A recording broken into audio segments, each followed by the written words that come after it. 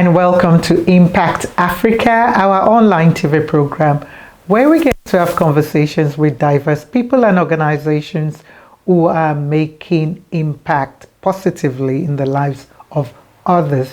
My name is Kemi Akiode Adebayo, also known as Mama K. In today's program, we continue to celebrate International Men's Month in November, and we'll be featuring two guests who I previously had conversations with. My dear brother, like I keep saying, everybody's my brother and sister, for those who know me, Mr. Gavin Wright is the director for Collective Arts Theatre, which is based in Bellville, Cape Town, South Africa, and as well as Mr. Oyewo is an education and technology consultant based in South Africa, although now living outside South Africa. Enjoy. So what do you enjoy most about being an artist yourself? And what do you do? What do you act? You know, I know I've seen you as well, but I just want the others, you know, to hear. What do you do on the theatre? You know, apart from being a director. My favorite of all is performing. Right. It will always be performing. I think that feeling of being in front of a live audience, that adrenaline rush that you feel backstage before going on, I absolutely crave that feeling. I would say my genre that I'm most comfortable is comedy. I know. I see that. You just turn into something else when you're there. It's like you're in your own world. I am. I sort of embrace comedy. I love making people laugh. I think life is so serious that if you can get people to laugh, it's such a wonderful gift that you're given. And so I've really spent a lot of years doing comedy work. And in this season of COVID-19 that we all are anxious, fearful, unsure. Correct. So we really need that escape, you know, a system of somebody being able to make us see beyond, you know. So yeah. Absolutely. I think we are in a very difficult time in the history of South Africa and the world. We are sitting with a pandemic that no one really knows how bad it can become. We are continuously going through waves, and then we're in lockdown, then we're out of lockdown, and people are tired, people are exhausted, people are depressed. There are millions of people that are suffering because suddenly jobs have disappeared. There's a lot of mental issues, mental health issues, which I think is a huge thing about the pandemic. And I think when people have got the opportunity to finally walk into a theatre, I think because of all the drama we are going through with this, it is great to just sit back, relax, and laugh a little. I believe laughter is medicine. Oh, it is. It does so much for your well-being. It does. And I think, so if I can have that opportunity to make people laugh, and I have no problem, you know, a lot of artists say, laugh with me, not at me. Okay. But I just feel, no, laugh at me. At me, laugh why at not? me. I'm You're giving you the permission. Exactly. I'm giving you the permission by walking out onto the stage. Laugh at me. It's all right. I'm confident enough in myself to not take that personally. Just laugh. But now I want to make it kind of just to focus on it, that, you know, share your life experience as an artist and as a leader, director. If you could share some tips, you know, that maybe a young person, you know, younger Gavin will be able to say, oh, I wish I knew that, or, you know, just nuggets. Because I know, like you said, there's a lot you've already shared, and I don't want to recap on it. Sure, but, sure. you know, maybe just to narrow down to what are some of the key life lessons for you in your journey as an artist, as a playwright, as a comedian, as director, and as a leader, doing this in the community? I think for the younger generation that interested, and I'm going to talk directly to you. My tips that I have for you is remain humble. That is one of the biggest lessons you can learn. It doesn't matter how much you learn in this industry, remain humble. Also, be prepared for failure. Because I have failed at many projects, which I thought was absolutely fantastic. In my mind, was brilliant. But it didn't work. Be prepared to accept criticism and understand, especially from a director's point of view.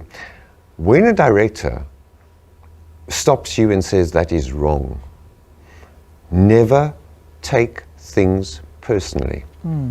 A director is your mirror, because a director's job is to see how a scene reads for an audience. What I mean by that is when an audience watches you, sometimes you pull your face in a certain way and you think it looks like that, and then you go in front of a mirror and you do that again and you go, oh, really, I look like that? That is what a director does. So never take criticism personally. Any good director is purely there to bring out the best that you have to offer. Because ultimately, director's job ends when that curtain lifts for production. Then it's you. Then it's only you. And it's your job to then go out there and be confident enough to just perform. And may I just say that, coming back to failures, don't be afraid of trying something new. When you are a performer, you constantly have to try something new every rehearsal that you come to. The director will guide you, but try something new. Don't come and bring nothing to the table. That is the same as saying to an artist, I want a beautiful painting. I'm not giving you any description. And the artist gives back a blank canvas. And lastly, may I say, because I know I can waft on for hours, but lastly, I think what is also so important is understand that every single person on a stage performing in any production is crucial to that production.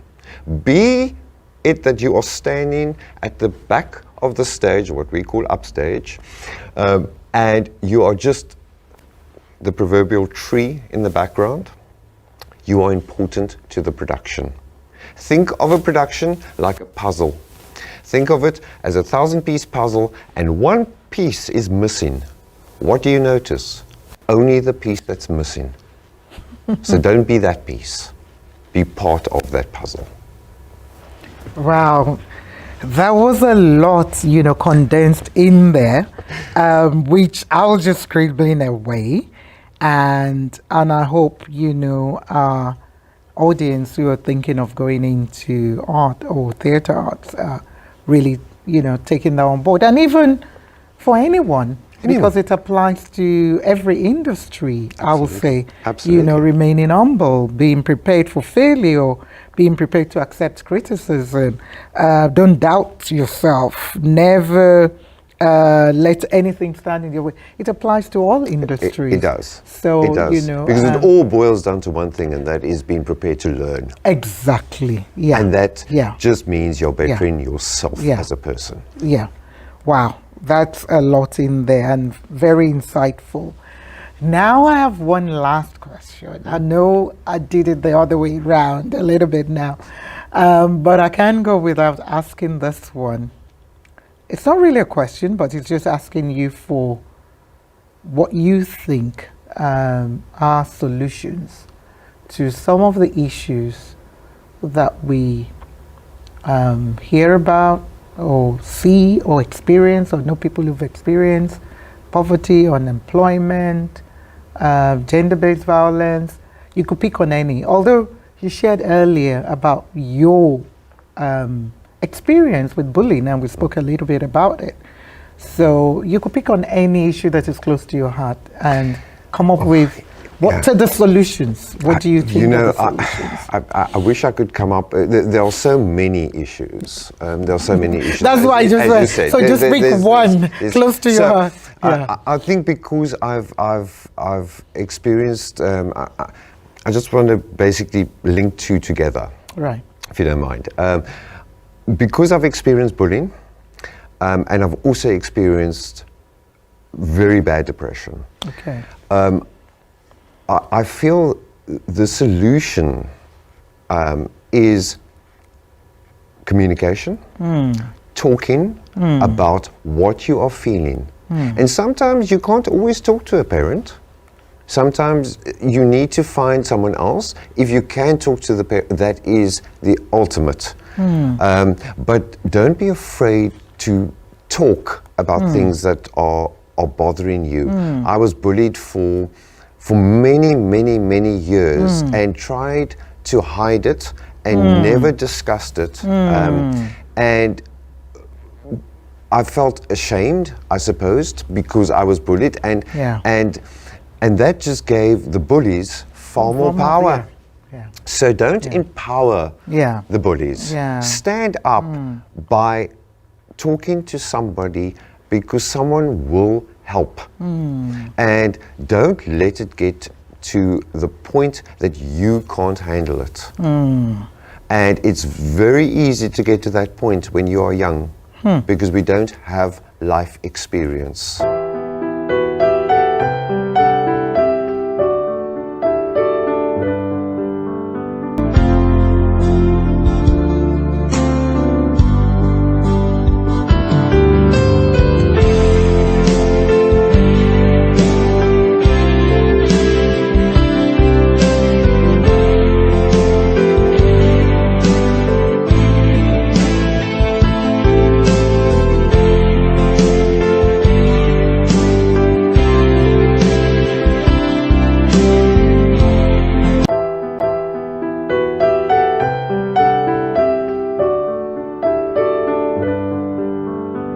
So when did you start at School of Hope, and what's the School of Hope about? Yes. What's the aim and objective of the So school? I walked into this beautiful school in 2012. It was a small school at the time when I joined the School of Hope. We only had about 65 learners, and we had about 10 educators at that time. So I was also employed as a teacher. But when I walked into the school, I saw a lot of potential. Right. Because the school in particular, they deal with learners that we call vulnerable children and youth at risk. These are learners that has been deprived in our education system. These are learners that, because of their home situation, the circumstances around them at home, they haven't been able to complete their schooling in mainstream education. Okay. So they needed some form of individual attention or specialized education for them to attain matric. So I walked into the school. I was a teacher. I was teaching maths and natural science, you know, the normal subject, I call it. But later on, I was invited to serve on the school management team because perhaps they saw something in me. And in 2016, the school has grown in enrollment from 65 learners to 140.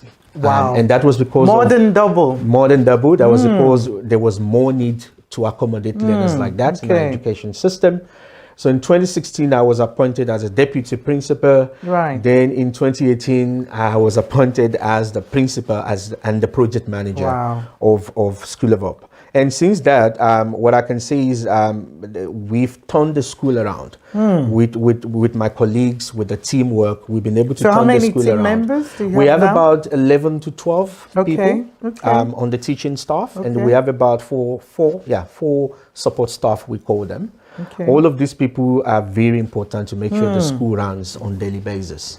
And we've been thankful that we've been able to turn the school to an academic school now. That is really performing. Some of the challenges you had? Just pick one, and how did you manage to overcome it? I think the biggest challenge was motivating the learner to achieve. Okay. I think they come from a very deprived background where they don't see the essence in education. They don't understand that education is it's a route out of poverty. They don't understand that education is something that can really break the cycle of poverty that you see in individual households. So it was to get them, or to have a mindset shift, to understand that the only way out of this poverty, out of 10 people living in one room, is to actually make sure you focus on your education and attain, in order for you to find jobs, if you're going to look for job immediately, or to access tertiary education, if that's what you plan to do. So that was one of our biggest challenge. Gangsterism was also part of it, because this kid comes from very, gang reading community. So there's a lot of attraction out of school. Teenage pregnancy was another big thing for us that we needed to overcome. But we were able to do this because we strategized, and we had to put the necessary measures in place. Right. Like the school, we had to employ a full-time social worker that sees to the social needs of this man. Because you need to get to the bottom of it. Absolutely. You need to know, you're just working on why is this child not cooperating and learning at school? Because maybe the child doesn't have a significant adult at home that sees to their books. Or maybe they don't even have a food on their table, because some of the children are full-blown adults when they return home. So what motivates you as a person? Well, I think I'm someone that loves developing people. Okay. There's what we call in Nigeria an adage, if you want to reap and harvest for a year, grow a plant. Right. If you want to reap and harvest for a decade, grow a tree.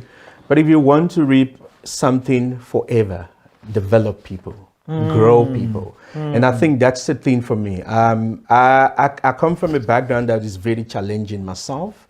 And I can speak to a lot of deprivation while I was growing up personally myself. So I've always said to my mind, whenever or whatever opportunity is in your hand, I have to ensure that I use it to develop people. So that is my motivation. Every day I walk into that school, I'm motivated by the amount of, matriculant that we produce in every year. Amount of newly employed teacher who has no experience, who's now been developed in our system. Children growing into young adults growing into, responsible citizens in our country. So for me, it's always about developing people. That keeps motivating me. And I would always do whatever it takes me to make sure that I develop someone. That's profound. So what do you enjoy most about being an educator, especially for your target client, youth at risk? Yes. And what do you least enjoy? Well, I think for me, let me start with what I least enjoy. I hate to be bored. So if you come into my office, my door is always open. All my staff and learners can tell you that he's got an excellent work-in policy. You could knock at my door anytime. I will make time to attend to you. So I hate to sit alone. So even being the principal and the project manager, I was still teaching full-time. Oh, really? I love to connect with the learners. So I was still a full-on computer teacher. I teach computer application technology now. Wow. So that gives me an opportunity on daily basis to interact with the learner, to encourage them, to pray for them, to push them, beyond their comfort zones. And I think that's the thing that really, really gets me going. What I enjoy about the school is that we're changing lives, we're changing destinies, parents or families that would have forever remained in poverty are now being elevated into some meaningful citizens of South Africa. I can give you some of our success story. I had a learner who matriculated in 2012. I always sit with her in the class and say, you know what, you will be an excellent teacher one day. And I encouraged her all the years to make sure she focused on her education. She comes from Mitchell's Plain. She had to sell muffins in the morning to get a taxi fare to school. And she has to bring some muffins to school as well to sell to staff and learners to get the money back home. So I always said to her, you know what, this is just temporary. If you can focus, this education will definitely change your lives. So she matriculated, she got some few distinctions. We pushed her to apply to Stellenbosch University. She was given a space and she qualified as a primary school teacher. Awesome. She's now working for the WCD, at a WCD paid position. First salary, I didn't want to say this on here, but I have to. Please. Our first salary is better than the salary of the teachers that taught her.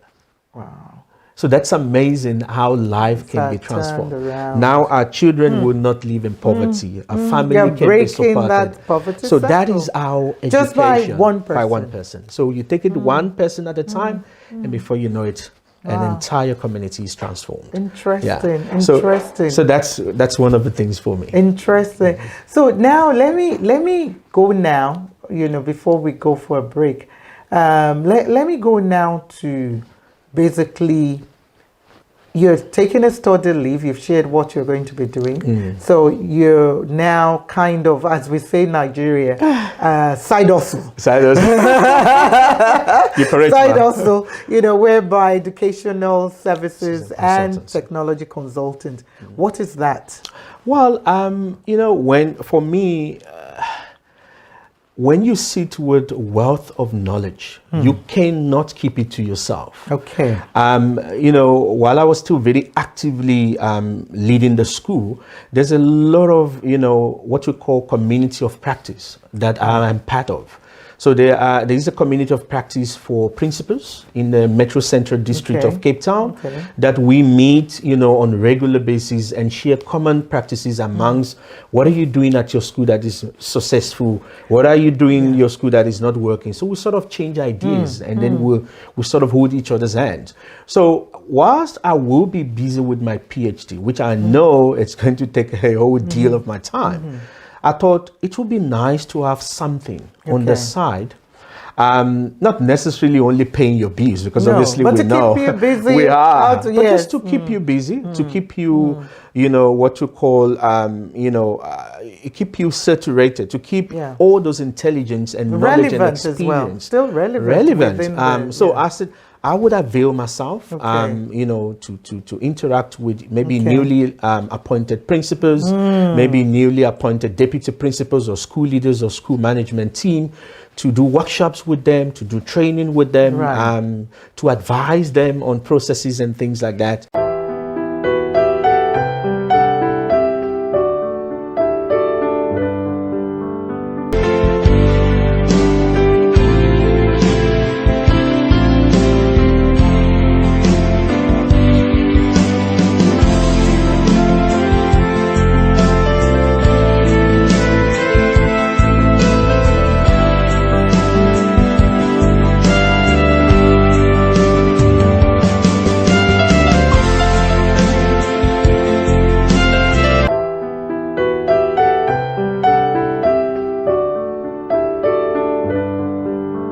Thank you, Gavin, for making people laugh, and please, we're encouraging people to support the Collective Arts Theatre. It's a small theatre, but they're self-funded and they do a lot in the community. So please, we'll be sharing the details at the end. If there's any way to support them, please do that. And Gavin was sharing as well the fact that for him, as a leader, a director in theatre, he needs to stay humble. And I agree completely with him. And, being able to be ready to fail, for him, a lot of projects had failed, but it kept going on and on. Thank you, Gavin, for all you're doing, and we celebrate you.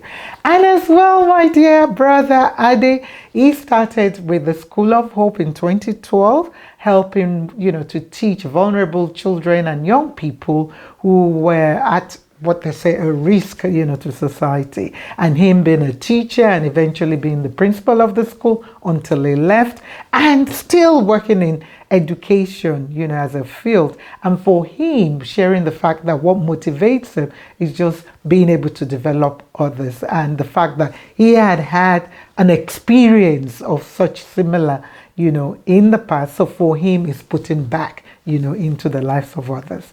Wow. Very humbling conversations we had there. And till next time, this is me, Mama K. But before I go, yes, remember, you have something as well that you can do. And I like the fact that the two guests we had, were one in education, one in theater, but still educating people. So please support, where you can with education and people who are in arts and theater. And we celebrate you amazing educators and theater, people, directors, actors, comedians, singers, and everybody. Those even, doing the engineering work, when I say engineering, doing the table. Yeah, I'm having one of those moments now. So yeah, we celebrate you all for all you do, all those who are behind the scenes doing the wardrobes and everything else, especially the male, because we're still celebrating our men. Well, yes, this is now till next time when we're back saying stay safe, stay blessed, love you all, and God bless.